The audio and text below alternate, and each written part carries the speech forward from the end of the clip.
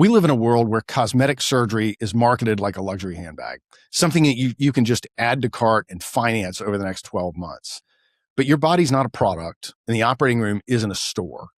For some reason, the quest for a new look can turn into medical or psychological nightmare.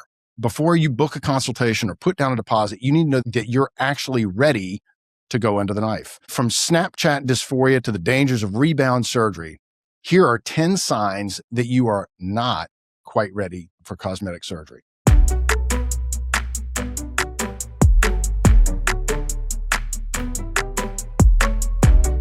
Welcome to the Trillium Show, where we talk about the ins and outs of the cosmetic industry and help you decipher all the junk that's out there filling the internet and your social media feed. The goal is to make you a more informed consumer and not fall for all the marketing hype that our industry is famous for. I'm your host, board-certified plastic surgeon and author of the book, The Art of Aging, Dr. Jason Hall. All right, so when we're talking about cosmetic surgery, there are a list of things that we look for during the consultation to determine whether or not somebody is really a good candidate for cosmetic surgery.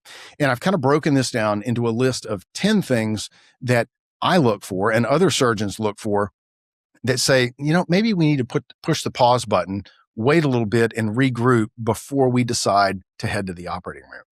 The first one of these things, and probably the most dangerous, is something called body dysmorphic disorder, or BDD. And you may or may not have ever heard of that. Body dysmorphia is a clinical condition where a patient is obsessively focused on some perceived physical flaw that is either very minor or in some cases doesn't exist at all. This is something that comes out during a consultation, and it's something that we really pay close attention for because surgery for people who are suffering from body dysmorphia can rarely work and can often cause a lot more problems than they fix. BDD, or body dysmorphia, is really the first on this list of things that pretty much disqualify somebody from having elective cosmetic surgery. The second one is one that I'll call the magic wand. And this is somebody who believes that surgery will solve all of their problems, saving a marriage, saving a relationship, getting a promotion. That is really a bad reason to decide to have cosmetic surgery. Cosmetic surgery is designed to fix things or improve body parts that you don't like. It's not a solution for resolving deep-seated problems in a relationship. It certainly will not help promotions at work. And these things are really dangerous because it sets the person who is having surgery up for a lot of disappointment afterwards when those problems aren't fixed. The third is something we'll call the unrealistic filter. Now, if you show up to my office or somebody else's office with some snapshot from Instagram that's filtered or more likely has AI do some little tweaks here and there, that is another thing that can really be dangerous because you're trying to match a human outcome with a computer algorithm or Photoshop. It's really important that when patients are bringing in photographs of things that they like, that they're looking on plastic surgeons' before and after sites, whether it's mine or somebody else's, for actual people that have actual results, not some photoshopped, AI tweaked, filtered model on Instagram. Number 4 on our list is what we'll call the shopper. And now, before I get into this one, I want to say shopping around for consultations is a good idea. If you're not comfortable with the first person you see, go see somebody else. That's not in and of itself a bad thing. The problem lies with the patient who has been told no a number of different times, but keeps searching around for somebody who will do whatever it is that they're looking to get done. Why this is a problem is because it hints at someone's expectations being sort of outside of the realm of reality that a number of surgeons have said no already. The fifth one is vague motivations. If you've listened to shows on this channel in the past, you've noticed that I talk a lot about the importance of having firm goals as to what you're trying to achieve. I just want to look better sets everybody up for disappointment, because what I think looks better may not be what you think looks better. What your surgeon, whatever surgeon you're talking to, thinks looks better may not be what you think is going to look good in the end.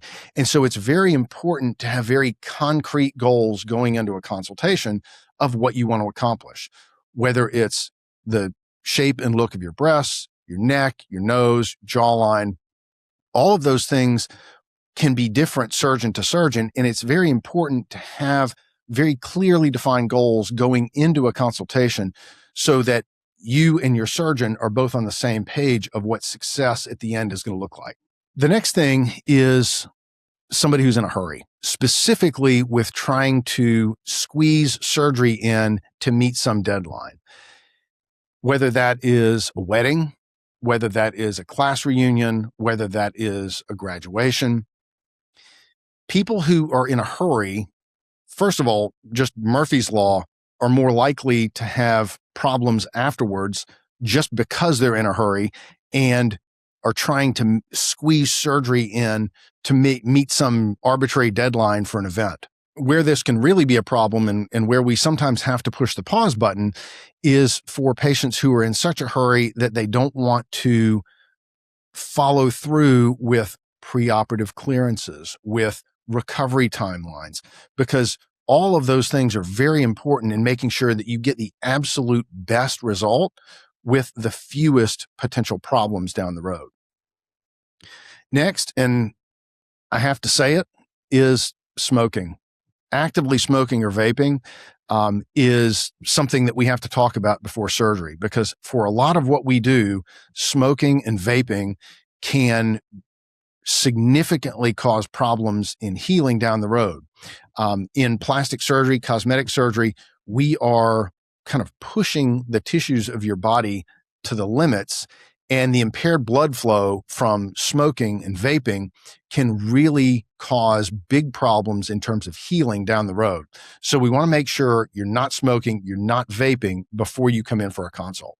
Number 8 on our list is what I'll call the Ds: major life trauma, death, divorce, losing a job. Those are things that you do not want to have surgery when you're kind of working through those life problems, those life stressors. I typically will tell patients that it's really best to wait between 6 and 12 months after that event has kind of happened to be able to work through the psychological problems that accompany all of those before having surgery.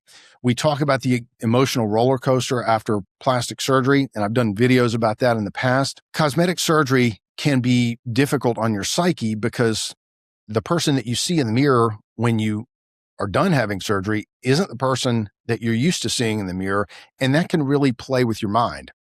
And if you're dealing with outside psychological stress, in addition to that, it can be really, really challenging to successfully overcome that and be happy with your surgical result. So death, divorce, job transitions, you really want to give yourself between 6 and 12 months after those events before you consider having a cosmetic procedure.